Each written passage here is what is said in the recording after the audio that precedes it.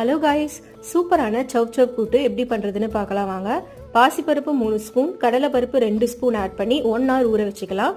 உங்களுக்கு பருப்பு கம்மியாக வேணும்னா கம்மியாக ஆட் பண்ணிக்கோங்க. ஒரு மிக்சியில் தேங்காய், பச்சை மிளகாய் அண்ட் சோம்பு ஆட் பண்ணி நல்லா தண்ணியாக அரைச்சி வச்சுக்கலாம். ஒரு குக்கரில் ஊற வச்ச பருப்பை ஆட் பண்ணிவிட்டு கூடவே 8லிருந்து 10 பல்லு பூண்டு சேர்த்து நல்லா வேக வச்சு எடுத்து வச்சுக்கலாம்.